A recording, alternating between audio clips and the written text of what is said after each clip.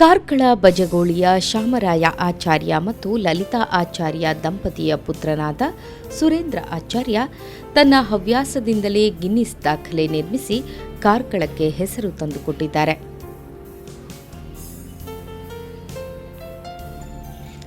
ಕಾರ್ಕಳದಲ್ಲಿ electrical course ತರಬೇತಿ ಮುಗಿಸಿ ಕಾರ್ಕಳದ ಮೆಸ್ಕಾಂನಲ್ಲಿ 110/11 kV ಸಬ್ಸ್ಟೇಷನ್ನಲ್ಲಿ ನೌಕರಿಯೊಂದಿಗೆ ತನ್ನ ಬಾಲ್ಯದ ಹವ್ಯಾಸವನ್ನು ಮೈಗೂಡಿಸಿಕೊಂಡು ಪೆನ್ಸಿಲ್ ಮೊನೆ, ಸಾಬೂನು ಮತ್ತು ಸುಣ್ಣದ ಕಡ್ಡಿಯಿಂದ ಕಲಾಕೃತಿ ನಿರ್ಮಿಸುವ ಮೂಲಕ ಸಾಧನೆ ಮಾಡಿ ಹಲವಾರು ಪ್ರಶಸ್ತಿಗಳನ್ನು ತನ್ನ ಮಡಿಲಿಗೆ ಹಾಕಿಕೊಂಡ ಯುವಕನಾಗಿದ್ದಾನೆ. ಪೆನ್ಸಿಲ್ ಮತ್ತು ಜಲವರ್ಣದಲ್ಲಿ 3D ಆರ್ಟ್, ಸಾಬೂನಿನಲ್ಲಿ ಏಸುಕ್ರಿಸ್ತ, ಶಿಲಾಬಾಲಿಕೆ, ಗಣಪತಿ ಮತ್ತು ವಿಶ್ವಕರ್ಮ ದೇವರ ಕಲಾಕೃತಿಗಳು, ಸೀಮೆ ಸುಣ್ಣದಲ್ಲಿ ರಥ, ನೊಗ, ಶಂಖ, ಬಂದೂಕು, ಮೊಸಳೆ, ಗಾಂಧಿಯ ಪ್ರತಿಮೆ, ಧ್ವಜಕಟ್ಟೆ, ವಿಶ್ವಕರ್ಮನ ಮೂರ್ತಿ, ವಿಶ್ವಕಪ್, ಬಾಹುಬಲಿ. ಪೆನ್ಸಿಲ್ ಮೊನೆಯಲ್ಲಿ ವೀಣೆ, ವಿಶ್ವಕಪ್, ಏಸುಕ್ರಿಸ್ತ, ಕುದುರೆಯ ಪ್ರತಿಮೆ, ಭರತನಾಟ್ಯ ಭಂಗಿಗಳು, ಗಿಟಾರ್, ಇನ್ನೂ ಅನೇಕ ಮಾದರಿಗಳು ಇವರ ಕೈಚಳಕದಿಂದ ಮೂಡಿಬಂದಿದೆ.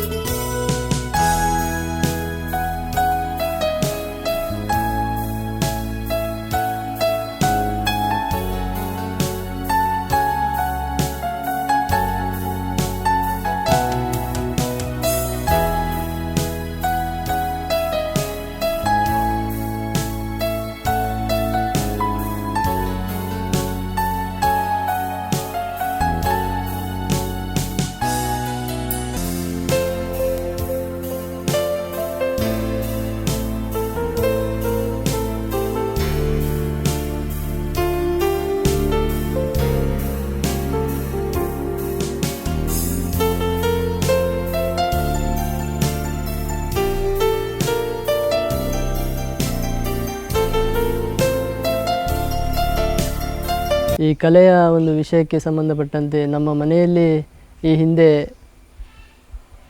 ಮರದ ಕೆಲಸ ಅಥವಾ ಮರದಲ್ಲಿ ಕಲಾಕೃತಿಗಳನ್ನು ಮಾಡುವಂಥವರು ನಮ್ಮ ಅಜ್ಜ, ನಮ್ಮ ತಂದೆಯವರೆಲ್ಲ ಮಾಡ್ತಾಯಿದ್ರು.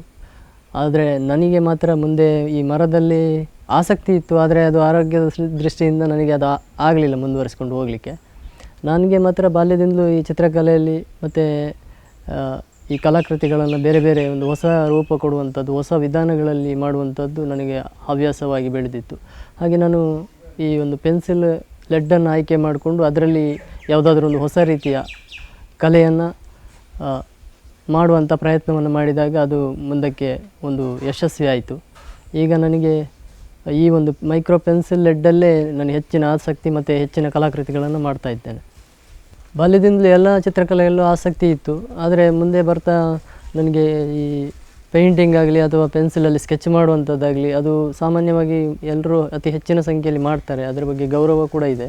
ಆದರೆ ವಿಶೇಷವಾಗಿ ಏನಾದರೂ ಮಾಡಬೇಕಂತ ಆದಾಗ ಒಂದು 2011ರಲ್ಲಿ ಒಂದು ಆರ್ಟಿಕಲಲ್ಲಿ ಓದಿದ್ದೆ.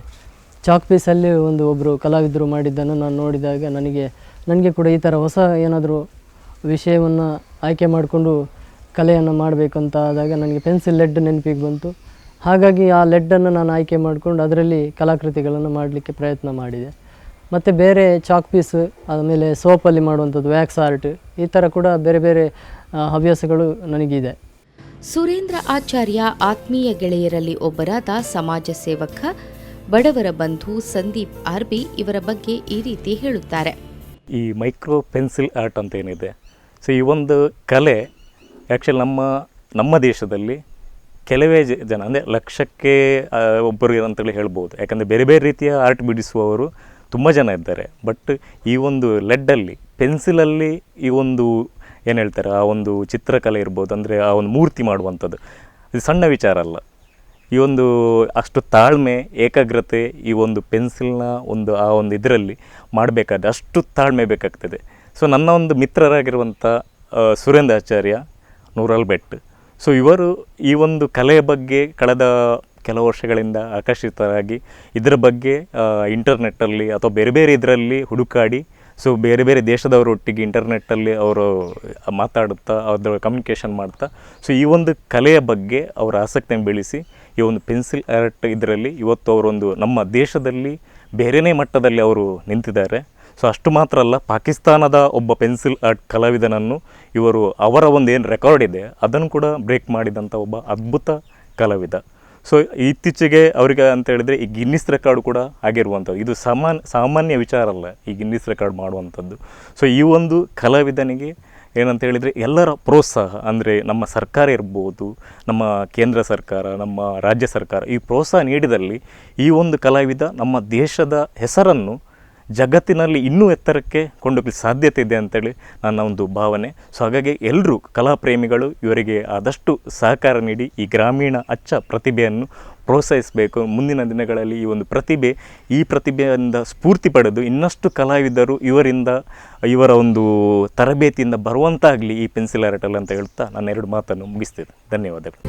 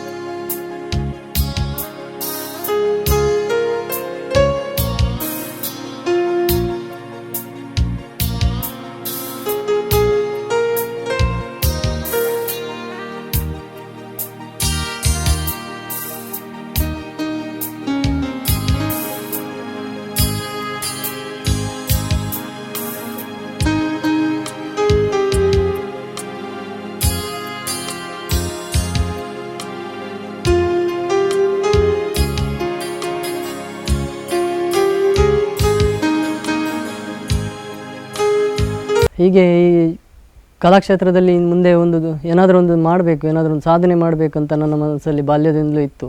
ಅದಕ್ಕೆ ಸರಿಯಾಗಿ 2015ರಲ್ಲಿ ಪೂಜ್ಯ ಡಾಕ್ಟರ್ ಡಿ ವೀರೇಂದ್ರ ಹೆಗ್ಡೆ ಅವರ ಹತ್ರ ನಾನು ನನ್ನ ಕಲಾಕೃತಿಗಳನ್ನು ತೋರ್ಪಡಿಸಲಿಕ್ಕೆ ಹೋದಾಗ ಅವರು ಇದೇ ಈ ಫೀಲ್ಡಲ್ಲಿ ಒಂದು ಗಿನ್ನಿಸ್ ವರ್ಲ್ಡ್ ರೆಕಾರ್ಡ್ ಯಾಕೆ ಮಾಡಬಾರ್ದು ಅಂತ ಹೇಳಿದಾಗ ನನಗೆ ಅವ್ರ ಹತ್ರ ನಾನು ಅದರ ಗೊತ್ತಿಲ್ಲ ಸರ್, ಅದರ ಪ್ರೊಸೀಜರ್ ಗೊತ್ತಿಲ್ಲ ಅಂತ ಹೇಳಿದಾಗ ಅವರು ನಮ್ಮ ಕಾಲೇಜಲ್ಲೇ ಗಿನ್ನಿಸ್ ರೆಕಾರ್ಡ್ ಮಾಡಿದವರು ಇದ್ದಾರೆ, ಆ ತಂಡವನ್ನು ನಿಮಗೆ ಪರಿಚಯಿಸಿಕೊಡ್ತೀನಿ, ಹಾಗಾಗಿ ಅವರ ಮೂಲಕ ನೀವು ಮಾರ್ಗದರ್ಶನವನ್ನು ಪಡ್ಕೊಂಡು ಮುಂದೆ ನಿಮಗೆ ಬೇಕಾದ ಹಾಗೆ ಮಾಡ್ಕೊಳ್ಳಿ, ಅನುಕೂಲ ಆಗುತ್ತೆ ನಿಮಗೆ ಅಂತೇಳಿ ಕಾಂಟ್ಯಾಕ್ಟ್ ಮಾಡಿಕೊಟ್ರು. 2015ರಲ್ಲಿ ನಾನು ಪೃಥ್ವೀಶ್ ಕೆ ಭಟ್ ಅವರ ಮುಂದಾಳತ್ವದಲ್ಲಿ ನಾನು ಅದಕ್ಕೆ ರಿಜಿಸ್ಟ್ರೇಷನ್ ಆಗಿರ್ಬೋದು ಅಥವಾ ಎಲ್ಲ ರೀತಿಯ ತಯಾರಿಗಳನ್ನು ಅವರ ಮೂಲಕನೇ ಮಾಡಿಕೊಂಡು 2019ಕ್ಕೆ ಒಂದು ನೆಟ್ಟಲ್ಲಿ ಸರ್ಚ್ ಮಾಡಿದಾಗ ಪಾಕಿಸ್ತಾನದ ಇದೇ ಒಂದು ಫೀಲ್ಡಲ್ಲಿ ಲೆಡ್ ಫೀಲ್ಡಲ್ಲಿ ಒಂದು 50 ಚೈನ್ ಲಿಂಕ್ ಮಾಡಿರುವಂಥ ಅಬ್ದುಲ್ ಬಶೀರ್ ಅನ್ನುವಂಥ ಕಲಾವಿದರು ಮಾಡಿರುವಂಥ ದಾಖಲೆ ನಮಗೆ ಸಿಕ್ತು. ಇದನ್ನು ನಾವು ಅವರು ಮಾಡಿರುವ ಚೈನ್ ಲಿಂಕ್ಗಿಂತ ಹೆಚ್ಚಿನ ಚೈನ್ ಲಿಂಕನ್ನು ನಾವು ಮಾಡಿದ್ದಾದರೆ ನಮ್ಮ ದೇಶಕ್ಕೆ ಹೆಸರಾಗುತ್ತೆ ಅಂತ ನಾವು ಅಲ್ಲಿ ತಿಳ್ಕೊಂಡ್ವಿ. ಮತ್ತು ಅದಕ್ಕೆ ಬೇಕಾದ ತಯಾರಿಯನ್ನು ನಾವು 2 ವರ್ಷದಿಂದ ಮಾಡಿಕೊಂಡು 2019ಕ್ಕೆ ಏಪ್ರಿಲ್ 7ಕ್ಕೆ ಒಂದು ದಿನವನ್ನು ನಿಗದಿ ಮಾಡಿ ಅವರ ಯಾವ ರೀತಿಯ ಸಲಹೆ ಸೂಚನೆಗಳು ಅಥವಾ ಅದಕ್ಕೆ ಬೇಕಾದಂತಹ ಪ್ರೊಸೀಜರ್ಸ್ ಏನಿಲ್ಲ ಇದ್ದಾವೆ ಅದನ್ನು ಫಾಲೋಅಪ್ ಮಾಡಿಕೊಂಡು ಅದಕ್ಕೆ ಬೇಕಾದ ಎಲ್ಲವನ್ನು 2019 ಏಪ್ರಿಲ್ 7ಕ್ಕೆ ಮಾಡಿರ್ತೇವೆ. ಮತ್ತು 6 ತಿಂಗಳ ನಂತರ ಅದಕ್ಕೆ ಗಿನ್ನಿಸ್ ವರ್ಲ್ಡ್ ರೆಕಾರ್ಡ್ನ ಫಲಿತಾಂಶ ಕೂಡ ನಮ್ಮ ದೇಶಕ್ಕೆ ನಮ್ಮ ದೇಶದ ಪರವಾಗಿ ಬಂದಿರುವಂಥದ್ದು ನಮಗೆ ತಿಳಿದು ಖುಷಿಯಾಗಿತ್ತು.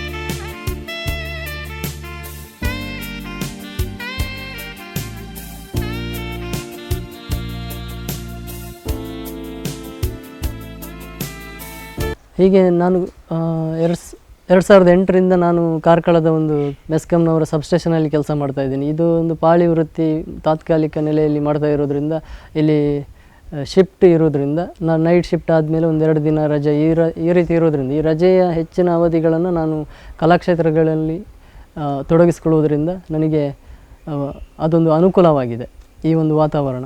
ಹಾಗಾಗಿ ನಾನು ರಜೆಯ ಸಂದರ್ಭಗಳಲ್ಲಿ ಅಲ್ಲೇ ಈ ಎಲ್ಲ ಆರ್ಟ್ಗಳನ್ನು ಮಾಡ್ತಿದ್ದೀನಿ. ಜೊತೆಗೆ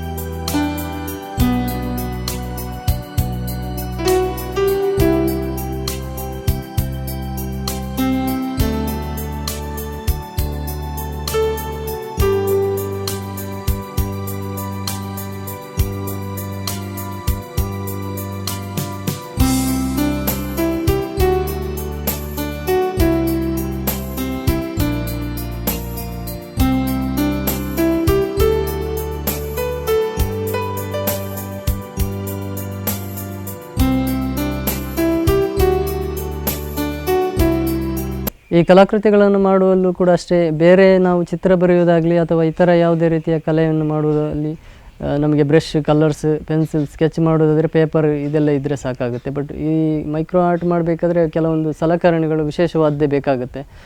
ಮತ್ತು ಸಮಯ ಅಂತ ಹೇಳಿದರೆ ಇದು ಯಾವ ಕಲೆಯನ್ನು ನಾವು ಆಯ್ಕೆ ಮಾಡಿಕೊಂಡಿರ್ತೇವೆ ಆ ಕಲಾಕೃತಿ ಮೇಲೆ ಡಿಪೆಂಡ್ ಆಗಿರ್ತದೆ.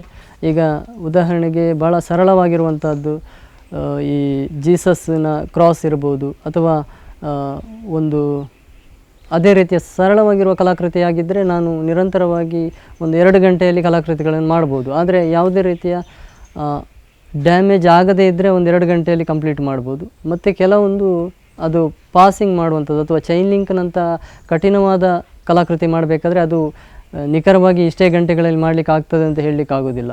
ಮತ್ತು ಒಂದೇ ಪ್ರಯತ್ನದಲ್ಲಂತೂ ಸಾಧ್ಯವೇ ಇಲ್ಲ. ನನಗೆ 10 ವರ್ಷದ ಅನುಭವ ಇದ್ದು ನಾನು ಹೇಳ್ತಾ ಇರುವಂಥದ್ದು, ಇದು ಒಂದೇ ಅಟೆಂಪ್ಟಲ್ಲಿ ಸಕ್ಸಸ್ ಆಗುವಂಥ ಕಲಾಕೃತಿಗಳು ಅಲ್ವೇ ಅಲ್ಲ. ಇದಕ್ಕೆ ನಾವು ಡ್ಯಾಮೇಜ್ ಆದಾಗ ಮತ್ತೆ ರೀಮೇಕ್ ಮಾಡಬೇಕಾಗುತ್ತೆ. ಮತ್ತು ಅಲ್ಲಿ ಯಾವುದೇ ರೀತಿಯ ಸರಿಪಡಿಸುವಂಥದ್ದು, ತಿದ್ದುವಂಥದ್ದು ಕಾರ್ಯ ಕೂಡ ಮಾಡಲಿಕ್ಕೆ ಆಗೋದಿಲ್ಲ. ಮತ್ತು ಜೊತೆಗೆ ನಮ್ಮ ಮನೆಯವರ ಸಪೋರ್ಟ್ ಇರ್ಬೋದು, ಅಥವಾ ಊರಿನವರ ಸಪೋರ್ಟು, ಅಥವಾ ಕಲೆಯನ್ನು ನೋಡಿದ ಪ್ರತಿಯೊಬ್ಬರ ಒಂದು ರೆಸ್ಪಾನ್ಸ್ ಹೇಗಿದೆ ಅಂತ ಹೇಳಿದರೆ ಇದು ಬಹಳ ಅದ್ಭುತವಾಗಿದೆ ನಮಗೆ. ಅಂದರೆ ಇದು ಕಲೆ ಒಂದು ವಿಶೇಷವಾದ ಕಲೆ ಆಯ್ಕೆ ಮಾಡಿಕೊಂಡದ್ರಲ್ಲಿ ವಿಶೇಷವಾದ ಕಲೆಯನ್ನು ಆಯ್ಕೆ ಮಾಡ್ಕೊಂಡಿದ್ದೇನೆ. ಮತ್ತು ಕಠಿಣವಾದ ಕಲೆ ಇದನ್ನು ಜನರು ನೋಡಿದಾಗ ಅದಕ್ಕೆ ಅವರು ರಿಪ್ಲೈ ಮಾಡೋ ರೀತಿ ನೋಡಿದರೆ ನಮಗೆ ಅದೇ ಒಂದು ದೊಡ್ಡ ಸ್ಫೂರ್ತಿ. ಹೀಗೆ ಊರಿನವರಾಗಲಿ ಅಥವಾ ಪ್ರತಿಯೊಬ್ಬರು ಒಳ್ಳೆ ರೀತಿಯಲ್ಲಿ ಸ್ಪಂದಿಸ್ತಾ ಇದ್ದಾರೆ. ಮನೆಯಲ್ಲಿ ಈಗ ಆರಂಭದ ದಿನಗಳಲ್ಲಿ ಅವರಿಗೆ ನಾನು ಮಾಡ್ತಾ ಇರುವ ಕಲೆಯ ಬಗ್ಗೆ ಯಾವುದೇ ರೀತಿಯ ಮಾಹಿತಿ ಇರಲಿಲ್ಲ. ಹಾಗಾಗಿ ಅವರು ಏನು ಮಾಡ್ತಾ ಇದ್ದಾನೆ, ಯಾವ ರೀತಿಯ ಸಮಯ ವ್ಯರ್ಥದ ಕೆಲಸಗಳನ್ನು ಮಾಡ್ತಾ ಇದ್ದಾನೋ ಅನ್ನುವಂಥ ಮನೋಭಾವನೆ ಇತ್ತು. ಅಂದರೆ ಬೇರೆ ಕಲೆ ಮಾಡುವಾಗ ಚಿತ್ರಕಲೆಗೆ ಪೇಪರು, ಪೆನ್ಸಿಲ್ ಇದ್ದರೆ ಸಾಕಾಗುತ್ತೆ. ಬಟ್ ಇದು ಪೆನ್ಸಿಲ್ನ ಸಿಪ್ಪೆಗಳನ್ನು ತೆಗೆಯುವಂಥದ್ದು, ಅಲ್ಲಿ ಒಂಚೂರು ಸಮಸ್ಯೆ ಕಸಗಳನ್ನು ಅಲ್ಲಲ್ಲಿ ಎಲ್ಲ ಮಾಡುವಂಥ ಪ್ರಕ್ರಿಯೆಗಳಿರೋದ್ರಿಂದ ಸ್ವಲ್ಪ ಕಿರಿಕಿತ್ತು. ಆದರೆ ಈಗ ಅವರಿಗೆ ನಾವಲ್ಲದೆ ಬೇರೆಯವರು ಕೂಡ ಪೇಪರಲ್ಲಿ ಬರ್ತಾ ಇದೆ ನಿಮ್ಮ ಮಗನ ವಿಷಯಗಳು, ಆಮೇಲೆ ನ್ಯೂಸಲ್ಲೆಲ್ಲ ಚಾನಲ್ಗಳಲ್ಲೆಲ್ಲ ಬರ್ತಾ ಇದೆ ಅಂತ ಹೇಳಿದಾಗ ಅವರಿಗೆ ಬಹಳ ಒಂದು ಖುಷಿಯ ವಿಷಯ. ಮತ್ತು ಈಗ ತುಂಬ ಅದಕ್ಕೆ ಪೂರಕವಾದ ಸಹಕಾರವನ್ನು ಮನೆಯಿಂದ ಕೊಡ್ತಾ ಇದ್ದಾರೆ.